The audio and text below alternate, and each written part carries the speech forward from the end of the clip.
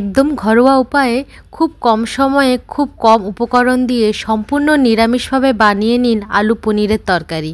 কিভাবে বানালাম জানতে হলে দেখতে থাকুন ভিডিওটি। কড়াই গরম হয়ে এলে দিয়ে দিলাম সাদা তেল, তারপর ডুমো করে কেটে রাখা আলু দিয়ে দিলাম। আলু আগে থেকেই অল্প নুন এবং হলুদ দিয়ে মাখিয়ে রেখেছিলাম, এতে আলু নরম হয় আর তাড়াতাড়ি ভাজাও হয়ে যায়। এরপর 5 থেকে 7 মিনিট ঢেকে দিয়ে আলুটাকে ভাজা হতে দেব মিডিয়াম ফ্লেমে রেখে।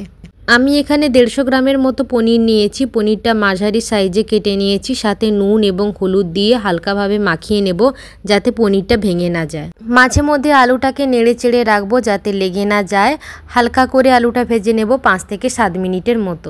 আলুগুলো খুব ভালো মতো ভাজা হয়ে গিয়েছে, এবারে আলুগুলোকে তুলে নেব। এরপর আর একটু তেল দিয়ে পনিরগুলোকে লো ফ্লেমেতে হালকা করে ভেজে নেব। একটু সাবধানে ভেজে নেব যাতে পনিরগুলো ভেঙে না যায়।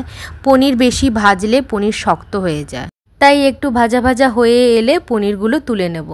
পনিরগুলো খুব ভালো মতো ভাজা হয়ে গিয়েছে, এবারে এক এক করে তুলে নেব।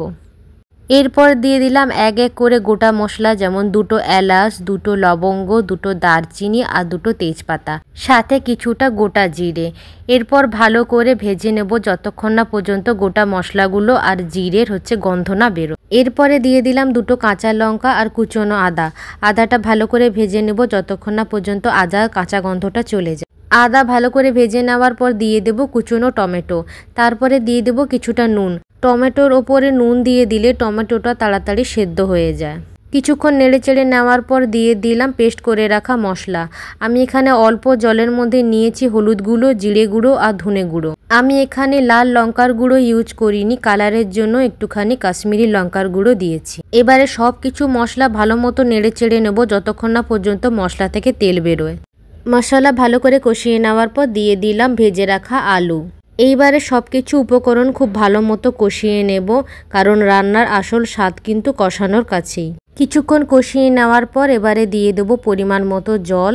জল আমি বেশি দেব না, কারণ পনির আর আলুর তরকারি বেশি ঝোল হলে খেতে ভালো লাগে না, তাই পরিমাণ মতো জলটা বুঝে দেবেন। ভালো করে নেড়ে চেড়ে নিয়ে 5 থেকে 7 মিনিটের মতো ঢাকা দিয়ে দেব মিডিয়াম ফ্লেমে রেখে ঝোলটা ফুটতে দেওয়ার জন্য। ঝোল ফুটতে শুরু করলে দিয়ে দেব ভেজে রাখা পনিরগুলো। এবারে ভালো করে নেড়ে চেড়ে নিয়ে মিডিয়াম ফ্লেমে 15 মিনিটের মতো ঢাকা দিয়ে সেদ্ধ হতে দেব।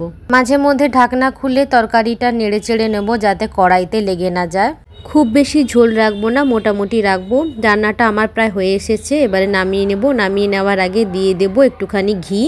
নিরামিষ তরকারি একটু ঘি দিয়ে করলে গন্ধও ভালো হয় আর খেতেও ভালো লাগে। ব্যাস রেডি নিরামিষ আলু আর পনিরের তরকারি। খুব কম সময়ে অল্প উপকরণ দিয়ে বানিয়ে ফেলুন নিরামিষ আলু পনিরের তরকারি। অবশ্যই বাড়িতে বানিয়ে খাবেন, আর রান্নাটা কেমন লাগলো তা কমেন্টে অবশ্যই জানাবেন। ভিডিওটি ভালো লাগলে লাইক, শেয়ার, কমেন্ট করে দেবেন এবং পেজটিকে ফলো করতে ভুলবেন না।